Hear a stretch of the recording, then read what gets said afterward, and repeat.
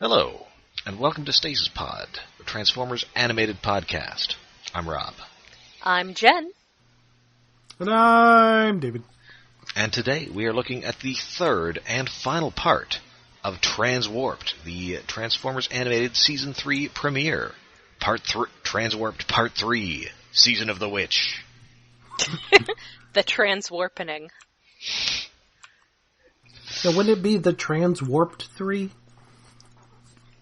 So like three characters. Oh yeah, three characters are kind of warping around. It's Transwarp 3D. Like you replace the last E with 3.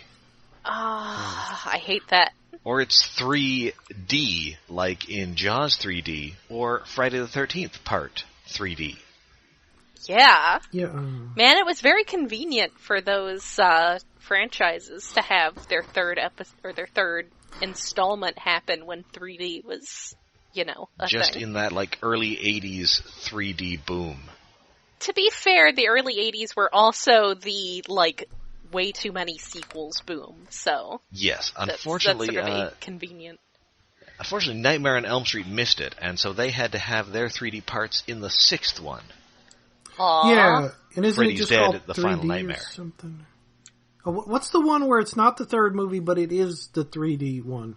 Oh, Saw 3D. I was thinking of. Saw 3D. Yeah, Saw 3D is like the 6th, I think. I think that might have been the last one.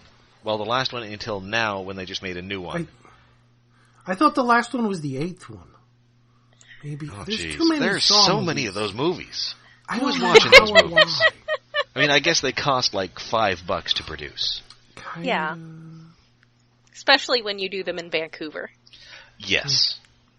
Just hire a bunch of low-rent Canadians. Aw, these poor Canadians. Oh, tell me about it. Transformers, holding me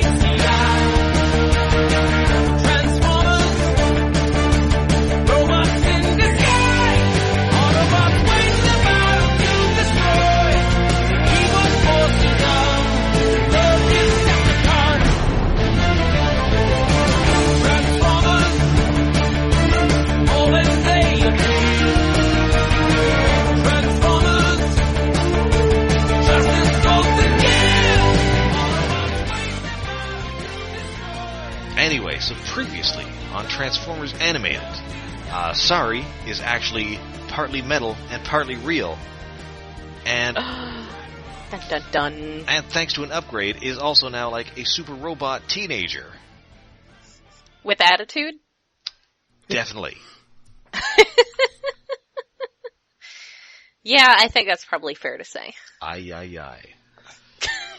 Oh. Damn it.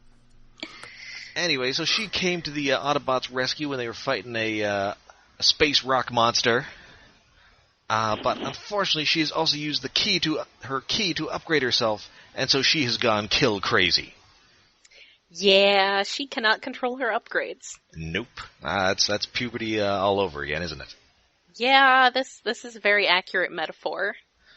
Unfortunately, in this metaphor, she has stabbed her best friend in the heart. Though he does seem, in true cartoon cliffhanger tradition, he does seem a bit less dead than he did, at the end of the last episode. Yeah, he has got a bad case of Duke syndrome. It is kind of, well, he didn't, it's not like he went gray at the end of the last episode, but he was like the step before that. He was but his eyes turned off. Yeah, his eyes turned off, he was not moving, now he's just wiggling about, making noises. Yeah, like I said, it's the same thing that happened to Duke in G.I. Joe the movie. Stabbed in the heart, go into a coma. That's just medical science. Yeah, I mean, that happens all the time. That's the natural reaction, the body's natural reaction to getting stabbed in the heart. I mean, maybe it's different for robots. I imagine it is. Yeah. So, of course, it's now up to Ratchet to fix Bumblebee, and he doesn't have the key, so he can't do it. Or at least he says he can do it, but unfortunately, at the same time, he's also having more of his PTSD flashbacks to when he had to put Omega Supreme, who was totally busted up at the end of the war, into stasis lock. Poor guy. When he had to use his EMP generator thing that does not work the way EMPs should work. No, I mean, what it does is it causes massive psychological trauma whenever he uses it. Apparently, that's like the side effect on his end. That's like a feedback thing. It's just, yeah. Poor guy. So he's trying to operate, and meanwhile, Sari is like, she has, you've heard of the Midas touch? She has the Michael Bay touch, because everything she touches explodes. Yes. Again, very accurate metaphor for puberty. Yes, and there's kind of a neat effect where, as she, in her footsteps, there are like crackles of electricity, and that just then subsequently explodes. Yep. Poor thing. So the rest of the Autobots are... I remember when I was 13 and that started happening to me. Man, that was a bad day at school.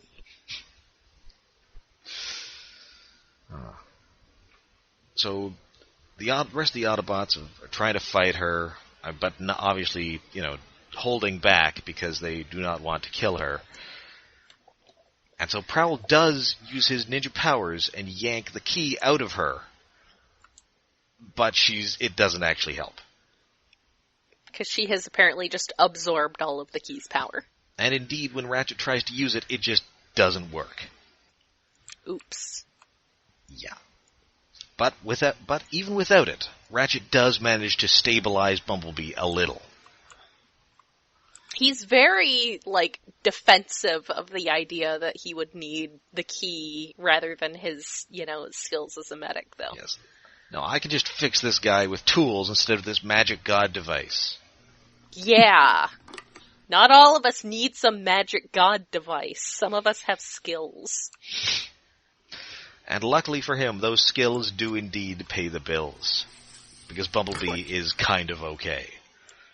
Yay! Meanwhile, it's time for Bulkhead's Bad Idea Theater. Yes. He is not familiar with many aspects of human biology, and one of them is going to the bathroom, or as he calls it, the sleep room. Which she corrects to the restroom. Yes.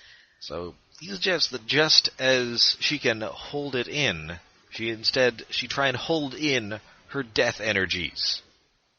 Well, just holding an energon like it's pee. Now, weird. that does at least answer the question of whether she, had human bodily functions in that regard before. So, I mean, we saw her eat. Yeah, I guess what goes in has to come out somewhere. And I mean, you would think that she might have noticed that over her existence. Yeah, and there was the whole episode when she was captured by Meltdown that one time and went to the bathroom multiple times. Oh, right. And she supercharged the toilet.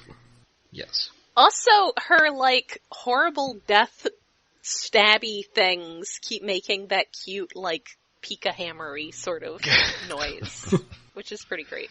Or I guess it's just sort of a, cutesy version of the transforming noise. Yes.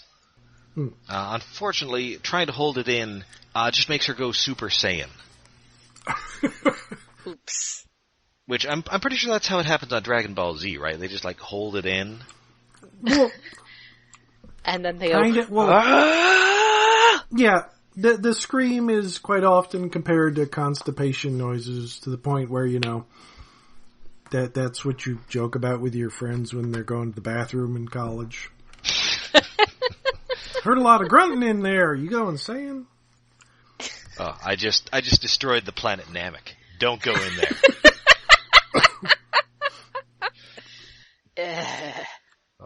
Oh, don't worry. Last night's burrito has been banished to the next dimension. No, that would be Yu-Gi-Oh! If it's sent to the Home for Infinite Losers. Oh, right, the Home for Infinite Losers. My mistake. Although wait, Vegeta did have some line about sending someone to another dimension, which forever got stuck in my head with that one, Devo song? Is it?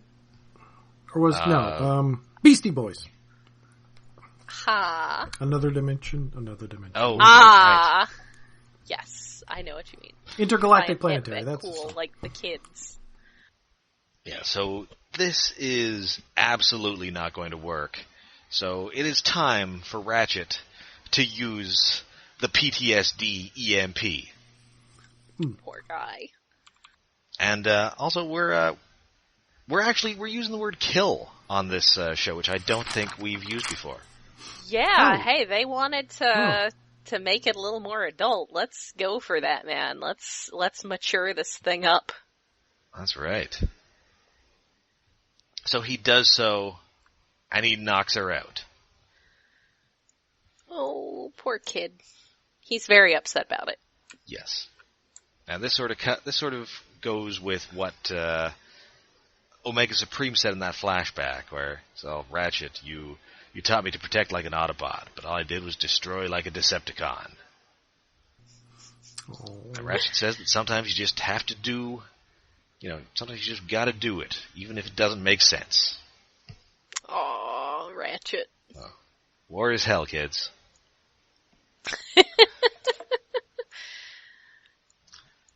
Meanwhile, on Cybertron, Long Arm Prime rolls up to Metroplex, which I think is just a city here and not a dude. Yeah, he Aw, never transforms, but it looks so like Metroplex. Oh yeah, I mean, it's just Metroplex. It's clearly Metroplex. It's pretty great. Going back a second, I think this may be my favorite drawing of Cybertron as the establishing shot. It looks very neat. Yeah, it's really nice. The establishing shots of Cybertron are really cool. Well, it's the same shot over and over, but it's really pretty. Well, yeah. Yes. So, Long Arm rolls up, transforms, and tosses a very suspiciously blue cube to Cliffjumper, and says, "Could you throw this out for me?" So he's dead. Poor Although- Blur. Kind of yes, kind of no. I know that, there was a lot of, disagreement with the creative team about that, because, they tried to draw his spark in the cube so that you would see it, even though the script, explicitly said he was supposed to be dead, but, Derek was like, no! And in fact, in the subsequent BotCon comic set in the animated universe, you see Cliffjumper in a crowd scene, and he's still holding that cube. Why? Well, we can infer that either A, Cliffjumper kind of got a feeling of what was up, or B, Cliffjumper is a hoarder. He's just got an apartment full of old newspapers and rats and cat skeletons. That would be a very interesting new take on his character.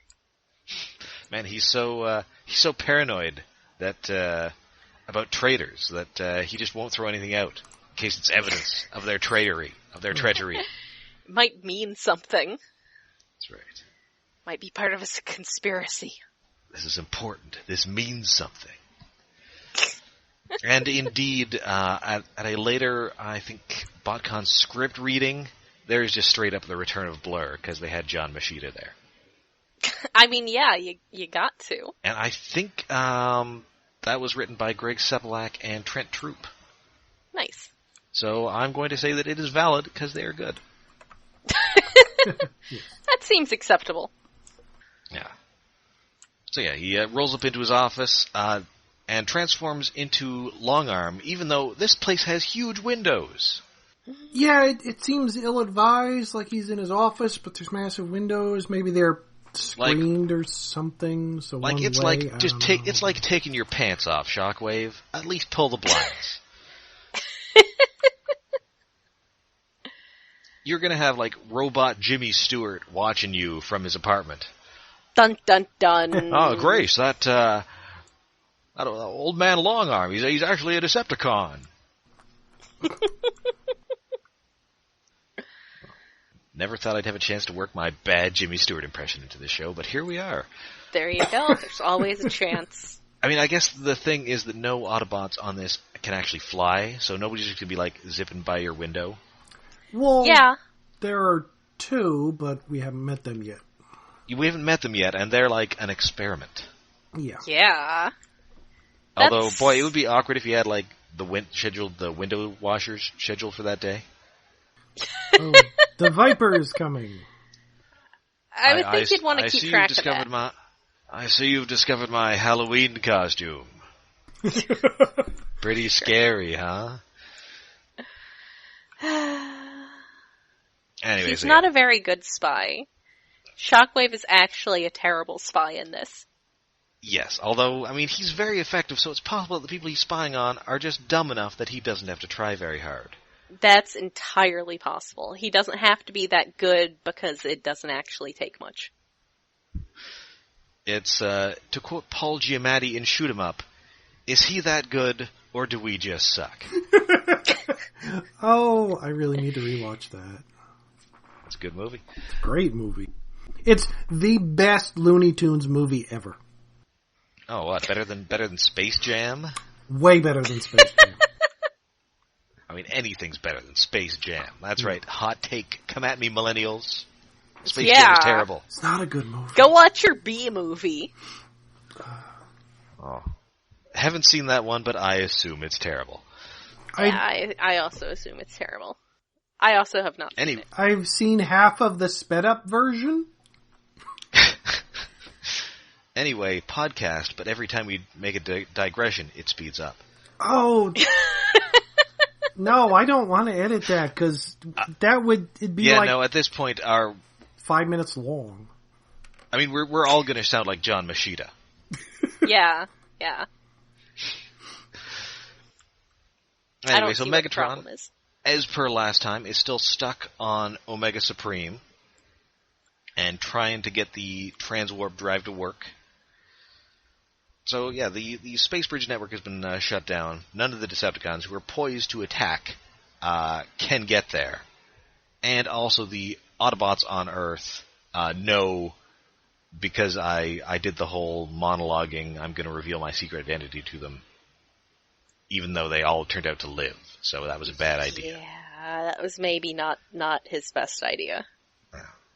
So we get a little cut to Team Char, who we saw back in the first episode, and they're still fun. Yes. Strika is still very Russian.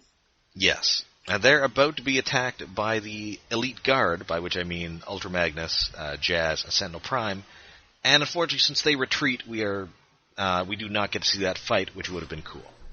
Yeah. Aww. Strika really, really doesn't want to retreat. Nope. But Big It's Daddy... not in their programming. But Big Daddy Megatron insists. Yep. Yes. So back at Autobot HQ, Ratchet has fixed Sari. She is she's having some bed rest on a giant bed. Yeah, okay, it feels like scene missing of body horror trying to repair her and what a transorganic looks like. I mean, we kind of don't want to know. No! Yeah, I'm kind of glad it's not there, but imagination. that Ratchet said he didn't want it, and she didn't want her poking around in her a couple episodes ago, and it's just, Now, well, just maybe think she shouldn't have overcharged herself. Yes. Yes. Just think of that scene in Videodrome when there's like a television set full of organs. Yeah.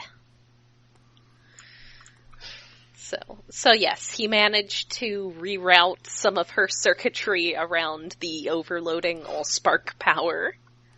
Convenient. Sure. Thanks. So Sumdac, Professor Sumdac gets there. Everybody's kind of doesn't want him to be there for the most part. They want to know, who told him there. Well, his daughter lives there. Yeah, I think they're still kind of sore about him helping the Decepticons, even though, again, Bulkhead also did that. Yeah. And it wasn't like he had a choice. I'm kind of reminded of that episode of The Simpsons where Burns is talking about how he's better than Oscar Schindler, because I built shells for the Nazis too, and mine worked, damn it.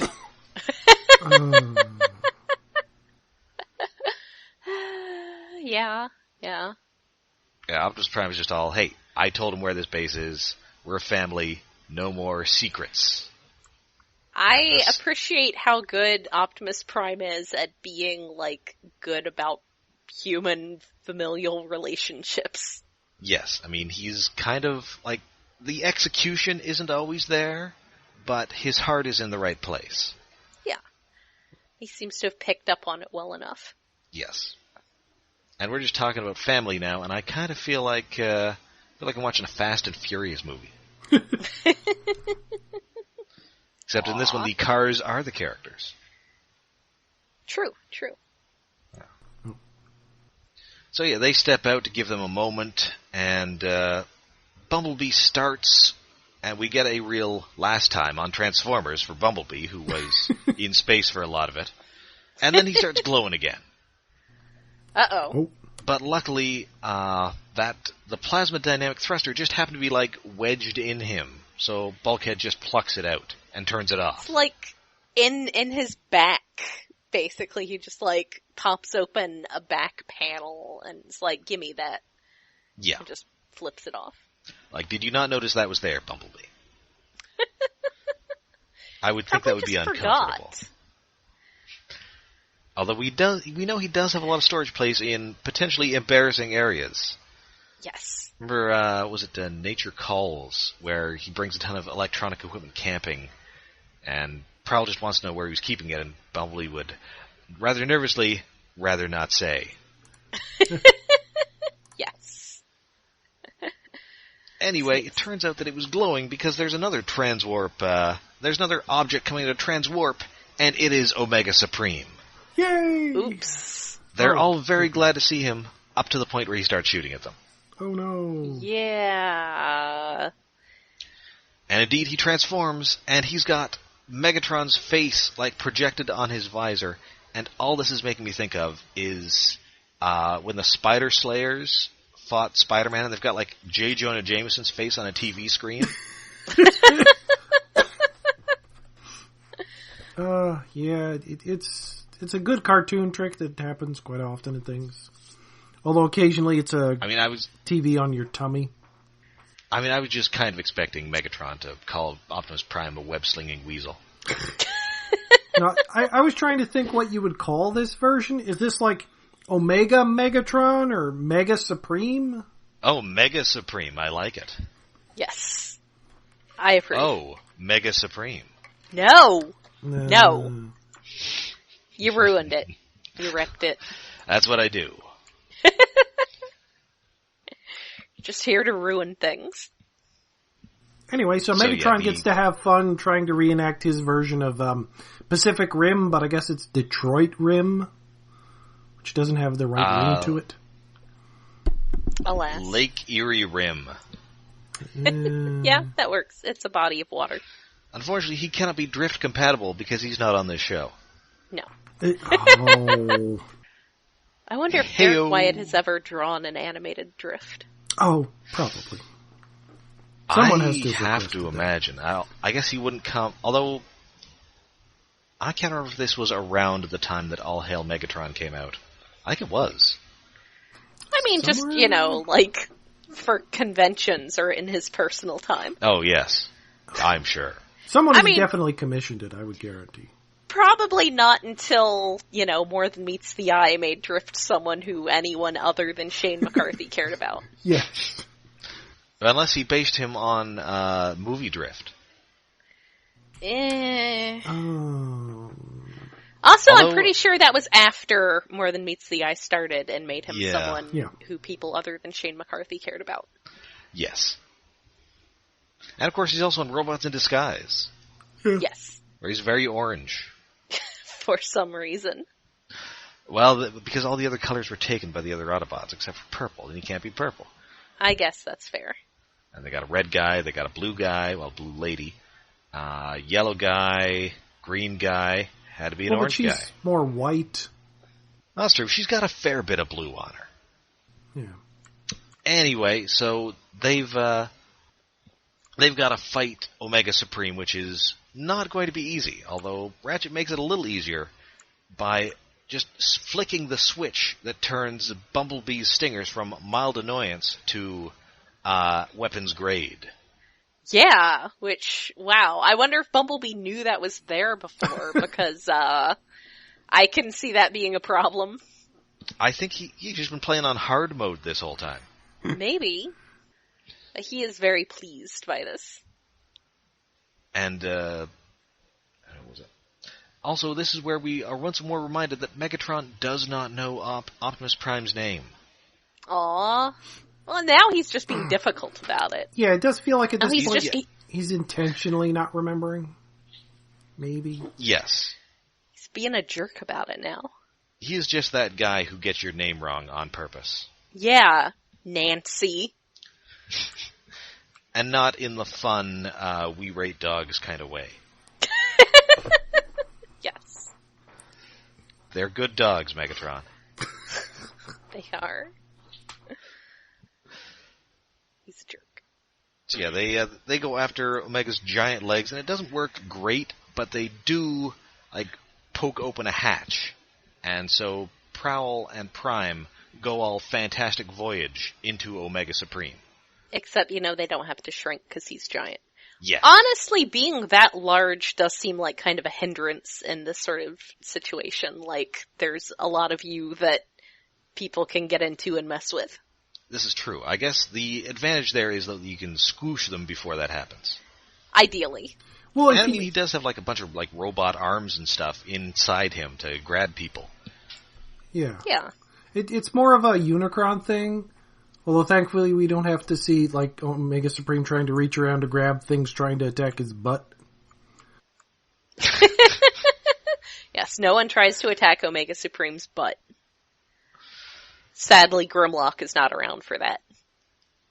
We do see him later, but yeah. No. Where's Not that? Oh for no, this that's fight. next episode, maybe? I don't know. I'm remembering. That is next episode, yes. Whoops. The important thing is it's not this fight. No.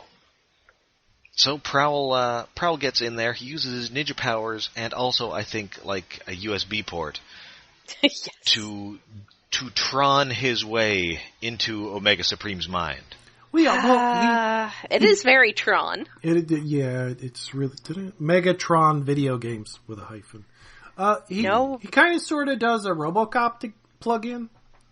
Oh yeah, he had a bit of a RoboCop too. Well, instead of being a giant metal spike, it's more like brass sort of brass knuckles taser looking thing. Yeah, USB knuckles. Yeah. Think I could get some of those at the flea market down the street on weekends. some brass knuckles with USB port on them. And I mean, Got it's doubly 16 appropriate. gigs. Since the original Shockwave was based on David Warner doing the villain in Tron. Aha, that's a good point. And indeed, I think when they did a Tron level in Kingdom Hearts, they had Corey Burton just do his Shockwave voice. Hey! This is acceptable. Acceptable in a video game I'm never going to play. Yeah. So anyway, we get some pretty cool visuals. Megatron, Prowl does a thing, so he kind of gives Omega, he bursts him free, so he kind of just grows out of Megatron. It's very Cronenbergian. Yeah. Yeah, kind of. I felt like Megatron had a little bit of at least at first, Galvatron's creation in the movie sort of thing going. Oh yeah. Maybe it's just all the lines behind him. Oh yeah, I can see that too. I just think everything is TFTM. Sorry. I mean, with this creative team, it probably is. Yeah. Unfortunately, we don't get that cool... I mean, that would be impossible to animate in motion, but that a bit where he's just all blueprints. Well, Yes. they could have used computer effects. I mean, they do sometimes use CG in the show, rarely. This is true. Would have been possible. Anyway, so unfortunately, everybody has forgotten that this whole thing's being powered by Starscream's head, and Starscream's head still has his jerk brain in it. His big stupid brain. Hey, so we get Star Supreme. Yay. Yay! Oh, Starscream. Now Zoidberg is the one who is huge. Oh, and wait, I think it's before Supreme Starscream shows up. That I think it's Prime that says "Bring it on, Decepticon." Yes. Somebody does, which is a good line that I can't remember ever being said anywhere else, and it really should be because it rhymes. Just because it rhymes. Mostly, not for yeah. any other reason. It scans well. Yeah, and it's kind of appropriate because this is where they first fought on board this ship back before we all knew that it was a person. Yeah. That's fair. So Starscream's in Megatron charge says now. something about their. Oh, sorry? Megatron says something about how they're destined to fight here in this place and thing, and he still doesn't remember Prime's name. Yeah, that's a little self-important. Yeah. Yeah, previously, after Prime identified him as Megatron, he said, so you do remember my name. Pity I can't remember yours. A jerk. Oh, he's just got to rub it in. Like, you're just not important to me. He's a jerk. Which is sort of interesting given, that goes again to what distinguishes this from how they tend to be portrayed in, every other iteration of Transformers, where they're, old besties and all that.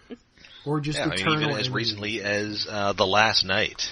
Yeah. Where he's like, we were brothers once, and then Prime just throws him through a window.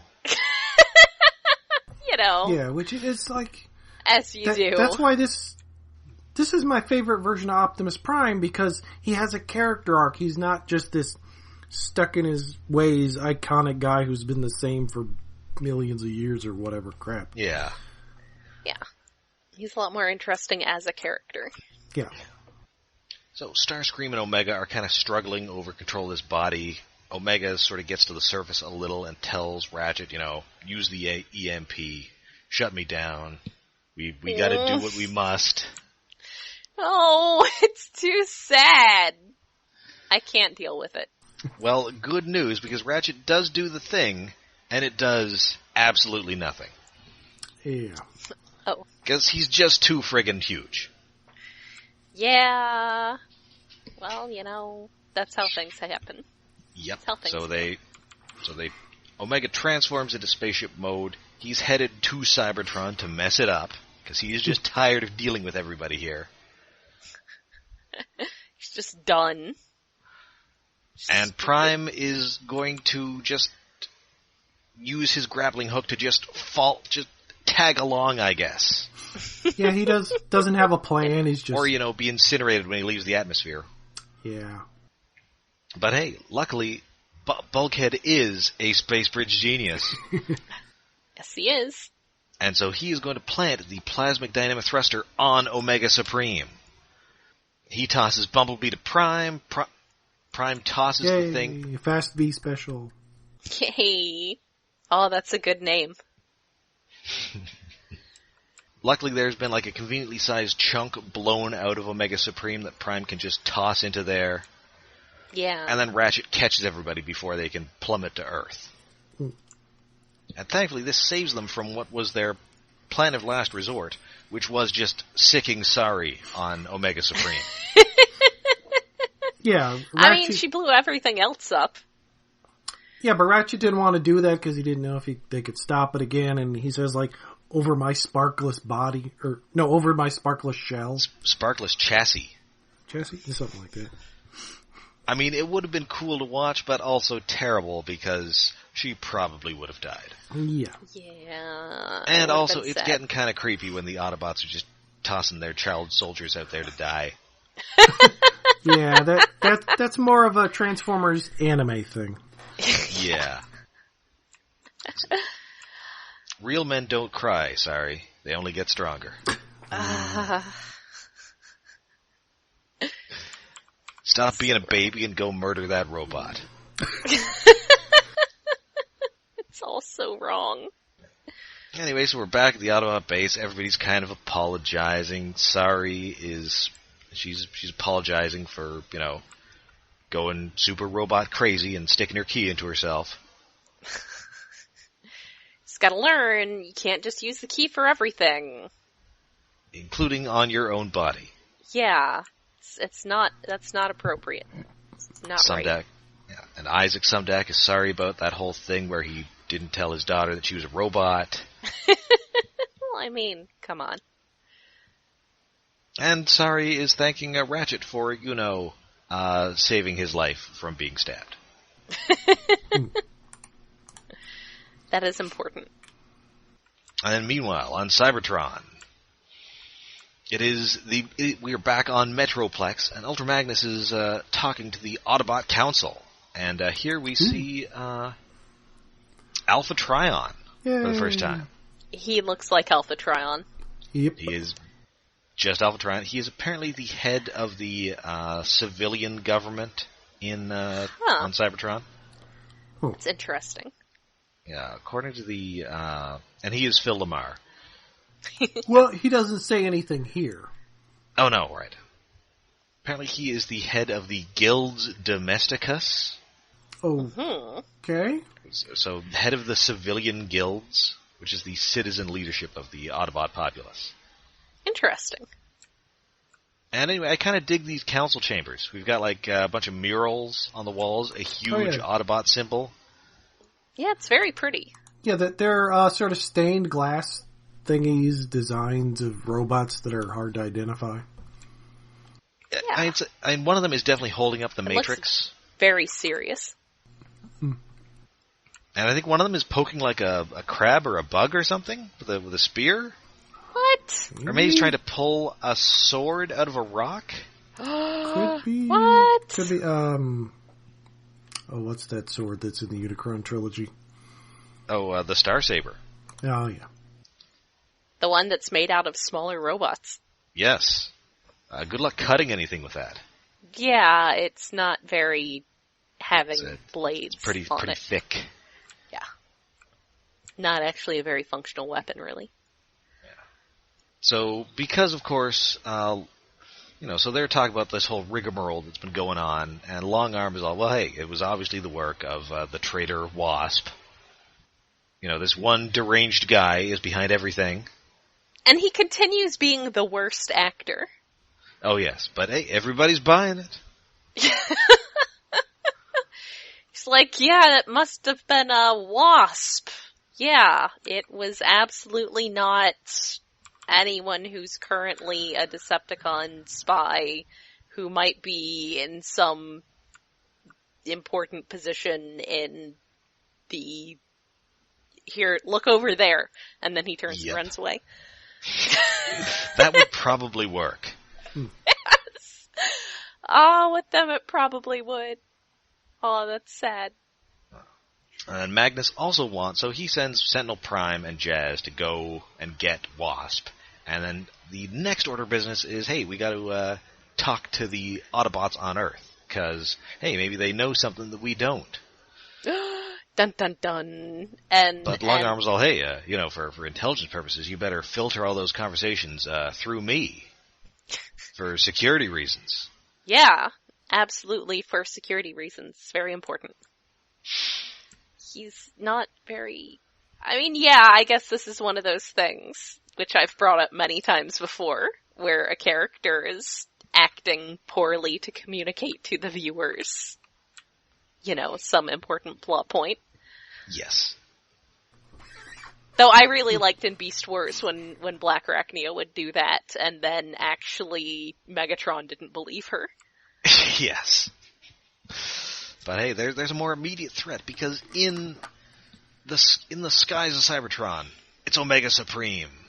And Starscream is finally about to have his revenge. He's so excited. Except that it transwarps away to somewhere else. And then somewhere else. Yes! No! And then somewhere else. Poor guys. And this totally is just the end of an 80s Ninja Turtle episode. Yeah. Yes! They have become Shredder and Krang. We must get back to Dimension X. Shredder. Poor guys. And that is Transwarped. Yep. Hey! Just double checking my notes here. I also totally forgot to mention that Megatron gets an axe shoved into him, and he just doesn't notice it. Yeah, he kind of just doesn't. Pretty care. hardcore. I mean, he's pretty serious business. Again, the Decepticons are pretty serious business in this series. And we kind of forget that sometimes, but, Yes. you know, this season at least. And also during the battle, Prowl hilariously uses his ninja stars against Omega Supreme. Yeah. It works about as well as you would expect. He needs a "you tried" star. A you tried ninja star. Yes. Yes. I will allow it. Shuriken tried. No, that's not working. No. Now you've taken it too far. Now you've ruined it. No, it's a little star that says, "You can be a ninja? Sure you can." No. No. And that is Transwarped. This was I really enjoyed this 3-parter. Yeah. Yeah. Now that I see it as a whole. I mean, I think you can kind of see the seams where it was a 2-parter that they kind of crammed some extra headmaster into to make it a thing.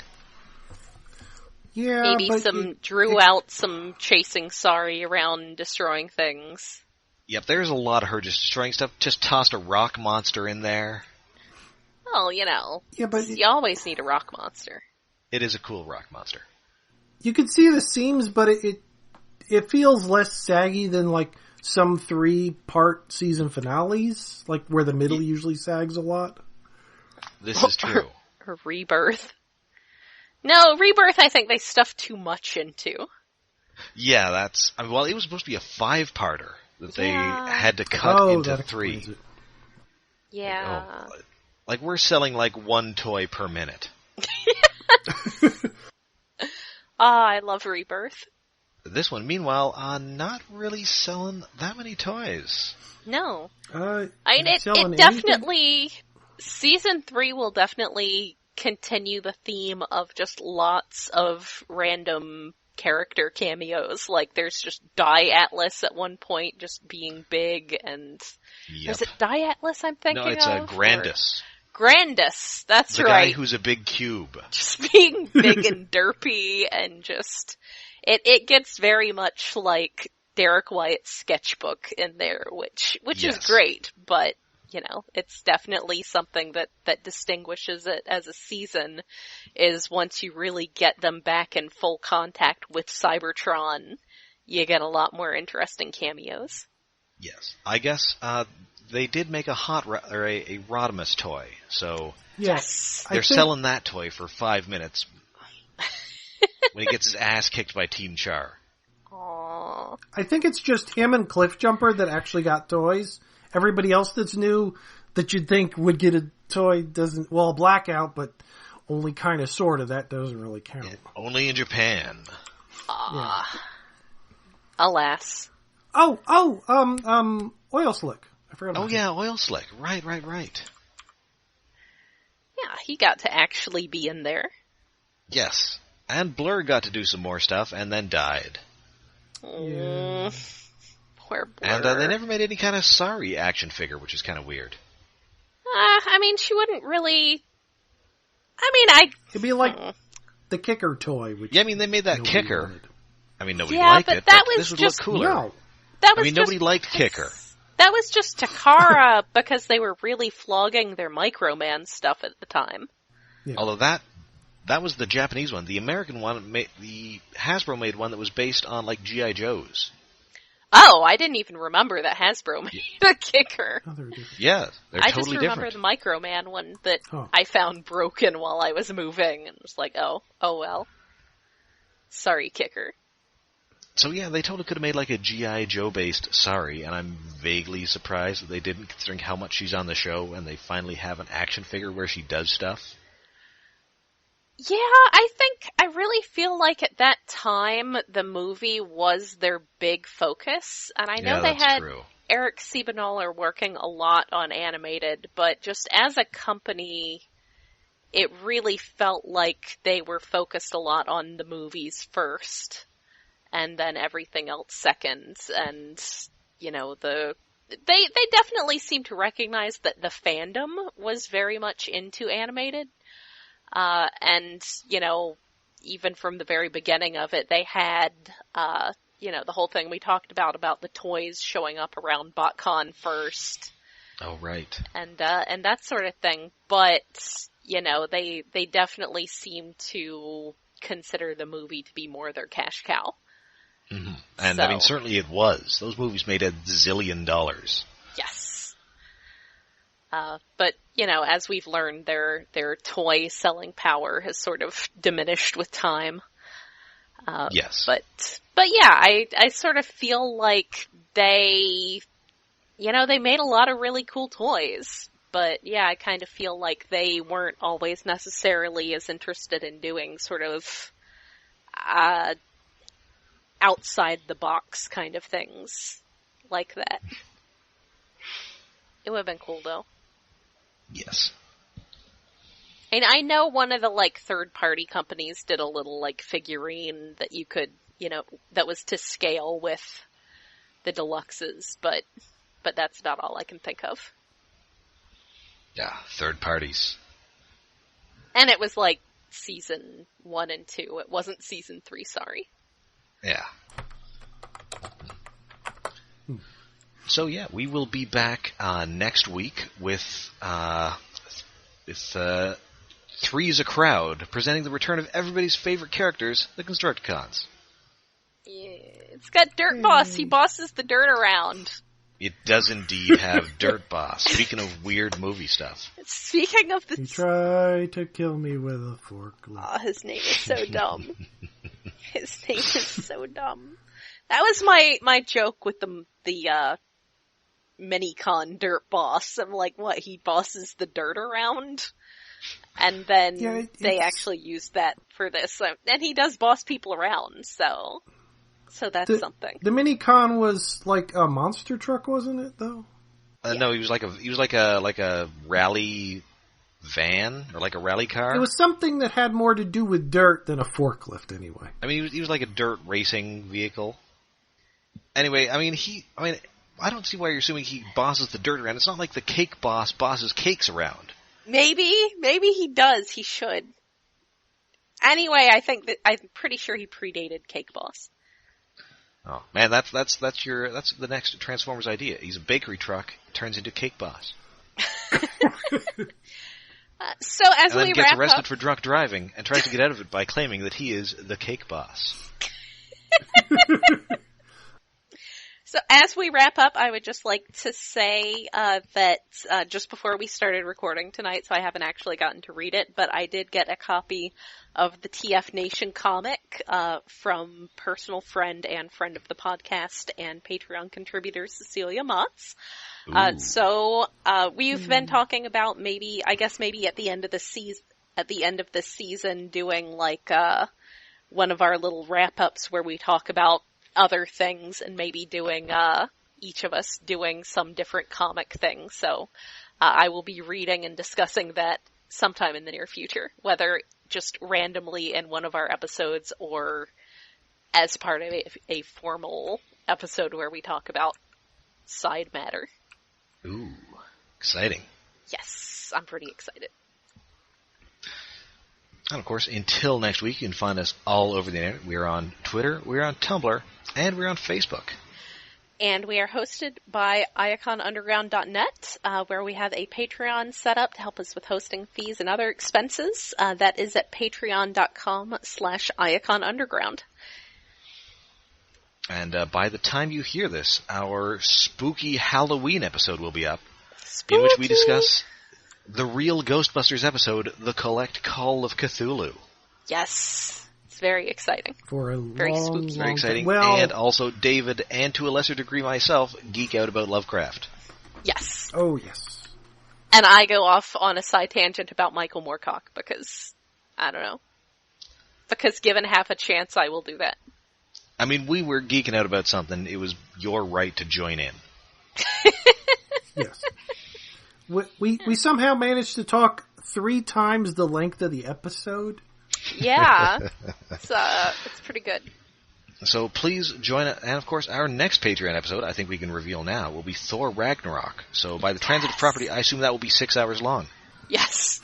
Probably. Oh, Probably. no, I It'll be have 2 to. hours. I have to go find a real theater to watch that in because the theater where I currently live looks like it hasn't been renovated since Flight of the Navigator. So that's I would like to see it on a real screen.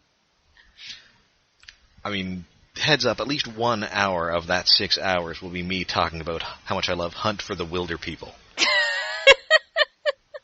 That's fair. Okay. That's fair. It's a good movie. Some significant portion of it will just be me reminding everyone that Crimson Peak was the best movie ever. I did not hit her. I did not. Oh, hi, Thor. Oh, right, he's in that. I forgot. I was thinking, what's the connection there? Right. Yes. Yeah, did one set photo that looks like Tommy was so prettier. Tommy. I mean, he's got the haircut, and I think we would all agree that we'd rather see Tom Hiddleston's butt in a way too long sex scene.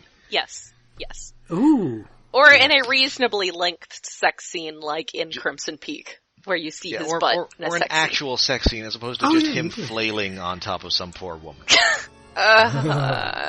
Yeah.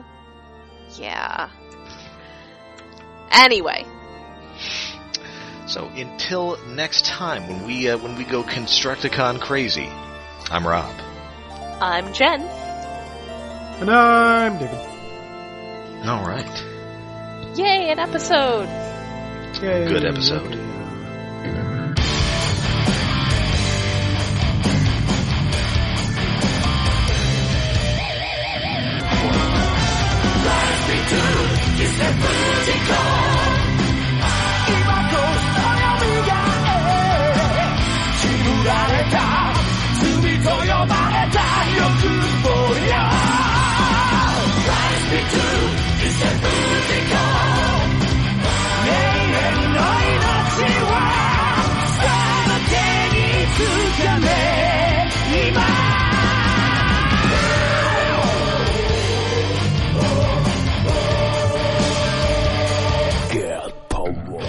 All right. We are on the air. Yay! Recording is occurring. Yes. Very exciting. Alright, so where are my notes here? I got so many... Yes, there. I've got that open. Here we go. Oh, and I did get the animated comic thing from TF Nation. Oh, that thing. By I which haven't I even tried to figure out Oh yeah, how to get it. By which I mean Cecilia sent me one. Oh, okay. Ah. Now that is the advantage of knowing some Europeans. Yes. Yep. Yay, Europe. So we will have to discuss that at some point, because I hear it's pretty good. Good. I will have to read it, because Yeah, and I'll have to pull out my IDW animated comics, too. Yay! Oh, I didn't even know there was any. Because I just, it was here when I got home. And Anyway, shall we start her up? yeah, actually, we should probably have maybe an episode or two about the comics and things, because there's also the BotCon issue that was written by Oh yeah, I don't have that. Oh, I do. So I guess we each have something to talk good. about. All right then. Yes, we each Okay. have a piece of the puzzle. It'll be one of those book report episodes.